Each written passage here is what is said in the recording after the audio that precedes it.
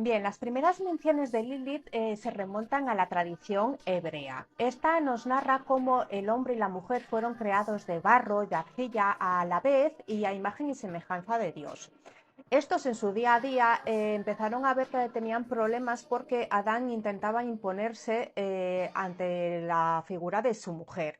Esta no accedía, remitiendo o apelando que habían sido hechos de la misma forma, en el mismo momento y en igual condición, y que por eso ninguno de los dos tenía que tener más poder sobre el otro. Como Adán insistía, Lilith se cansó y decidió abandonar el Edén. Dijo, esto no es para mí, no quiero que me manden y me voy de aquí. Y se instaló a orillas del Mar Muerto.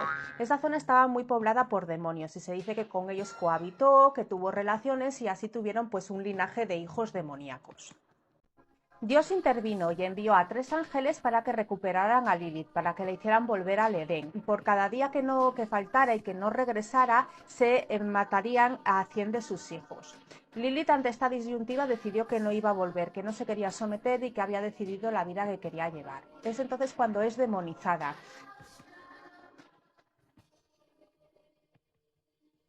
Todo esto nos lo dice la tradición hebrea, pero ¿qué nos dice la Biblia sobre Lilith? ¿Sale o aparece siquiera? Pues sí, solamente la menciona brevemente Isaías y en las últimas versiones ni siquiera aparece esta mención.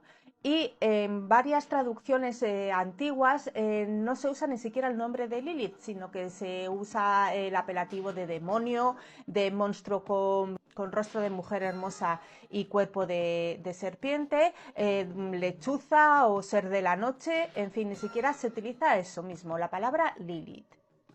Si queremos ser más minuciosos, tenemos que ir al Génesis y leerle con un poco de cuidado. Vemos que la primera mención a la creación se hace cuando Dios crea al hombre y a la mujer y les nombra hembra y varón, simplemente no hace más alusión a ello. Pero posteriormente vuelve a hablar de ello y presenta a Adán solo. De hecho, dice, viendo que estaba solo y que necesitaba una compañera, le durmió y les trajo una costilla. De esa costilla sería de la que nacería Eva. Y de hecho, cuando Adán despierta, dice o afirma, esta sí que es hueso de mi hueso y carne de mi carne, como diciendo, la otra no lo era y por eso nos salió pues como nos salió, maluta y casquivana.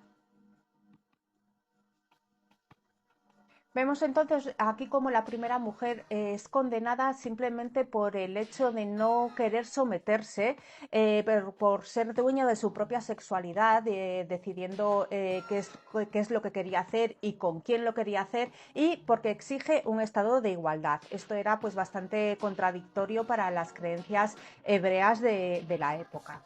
Hay que tener en cuenta que la tradición hebrea viene de la zona de Mesopotamia. Allí, en esas culturas, en la Sumeria, en la Siria y demás, la mujer tenía un papel bastante importante y bastante independiente.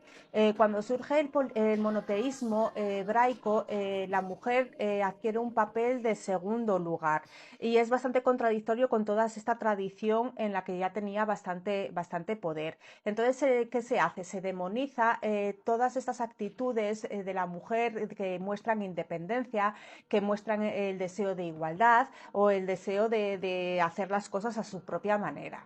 Todos estos factores hacen muy atrayente la figura de Lilith, sobre todo cuando empiezan a surgir los movimientos en los 70 del feminismo, que la toman como estandarte, como la primera mujer que se rebeló, que exigió igualdad y que no quiso someterse al varón. Por otra parte, se la ha reivindicado también como la primera vampira, y esto se debe a este castigo en el que se le impone en el que al morir sus hijos ella se venga por las noches asesinando a los niños de las demás mujeres. Generalmente les estrangulaba o les extraía toda la sangre.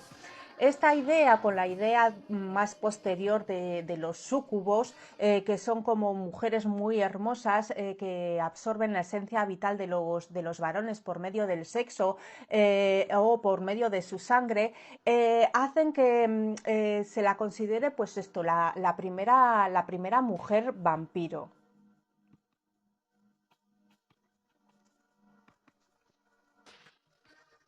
Por otra parte, si volvemos a la Biblia y recuperamos la historia de Caín y Abel, vemos que Caín es castigado por Dios a errar eternamente por la tierra sin que nadie pueda matarle. Le concede así lo que digamos es la inmortalidad.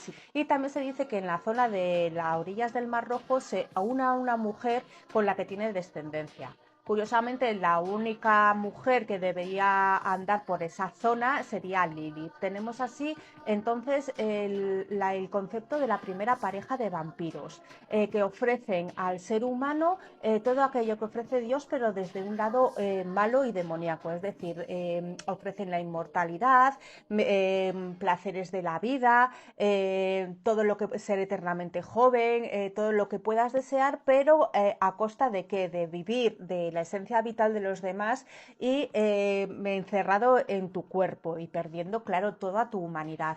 Mientras que Dios ofrece todo eso desde la pureza, desde el alma, desde la eternidad, desde el bien y desde la luz.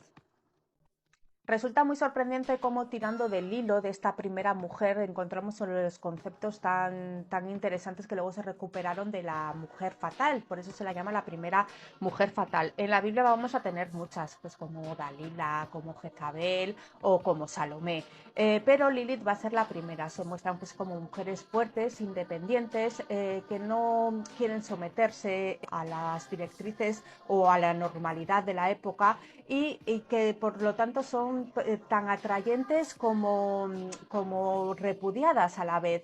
Son mujeres que se las admira, se las desea, pero a la vez salen completamente de lo natural o de lo normal o de lo que espera de una mujer en esa época.